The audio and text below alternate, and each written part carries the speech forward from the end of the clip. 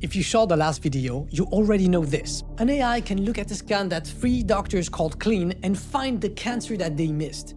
That is already happening right now, regularly. But that's not the hardest part of your doctor's job. Today, we go through all of it. The diagnosis, the treatment plan, the hard conversation, and even the scalpel. And we put real probabilities on every piece. And the part that everyone assumes is already done by AI, it isn't, not even close.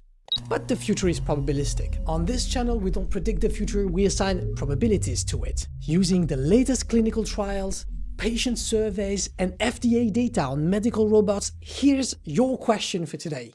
How much of your doctor's actual job does AI take over by 2035? Start with the part AI is already good at. Your scans, your slides, your blood work. In a nationwide mammogram study in Germany, AI caught 17% more cancers than radiologists working alone, with no extra false alarms.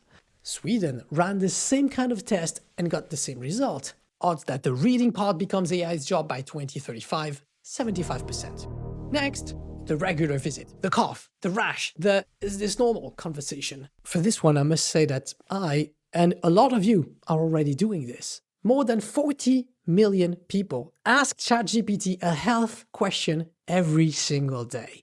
3 in 5 US adults used AI for a health question in just the last 3 months. And about 1 in 7 of them skipped seeing an actual doctor because of what the AI told them. So this is not a long-term prediction, it's already happening at a scale most doctors haven't caught up to. Odds that AI handles most of this by 2035, 65%. Now, the harder part, not just spotting the problem, deciding what to actually do about it. And here's where it gets surprising. In oncology, when AI reads a patient's genetics or blood work, its treatment recommendations now agree with experts of tumors somewhere between 70 and 90% of the time. Case by case, cancer by cancer, when the disease is well mapped and the data is rich, AI isn't just assisting anymore, but leave cancer and numbers drop. Messier, multi-symptom, judgment-heavy cases without a clean biomarker to read still depends mostly on humans. Odds that AI runs most of this by 2035, 55%.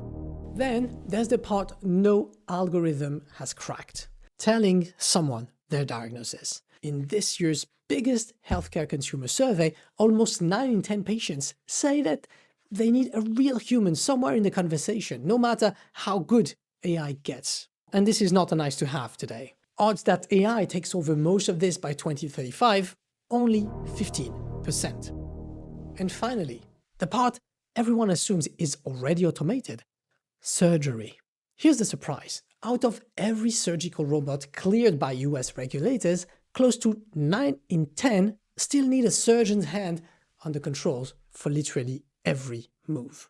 A robot did finally complete a full procedure without a human this year, but only in a lab. Not on you. It's the same wall we've talked about on this channel, video above. Moravec's paradox. Easy for a machine to read your chart, extremely hard for it to hold a scalpel inside a messy, bleeding, unpredictable human body. So odds that AI is doing most of this by 2035, 6%. Now put it all together. Every scan, every visit, every conversation, every operation. And the odds that most of your medical treatment is done by AI by 2035, 58%. Here's the surprising part. 58% sounds like bad news for doctors, but it might be the opposite. The US is already headed for a shortage of up to 86,000 doctors by 2036 because medical schools are too slow to replace the massive numbers of doctors retiring. So that 58% doesn't put doctors out of work. It's what keeps the system from collapsing under the shortage. Every doctor left standing in 2035 is running with an AI co-pilot, whether they asked for one or not. So what's the verdict? In 2035, your doctor's job survives and humans will still be needed. Humans augmented with AI tech. But push the clock to 2100 and the numbers could be quite different, with robots finally being dexterous enough to hold the scalpel steady, and a machine finally trusted enough to deliver the diagnosis alone. Now, if trust is what's still keeping a human in the room for your health, the story seems to be completely different when it comes to people's relationship with AI. They talk openly, share all their secrets, ask for advice, and even fall in love. So, could AI replace human relationships? That's next on Future Odds. This was Future Odds. Subscribe today, and I'll see you in the future.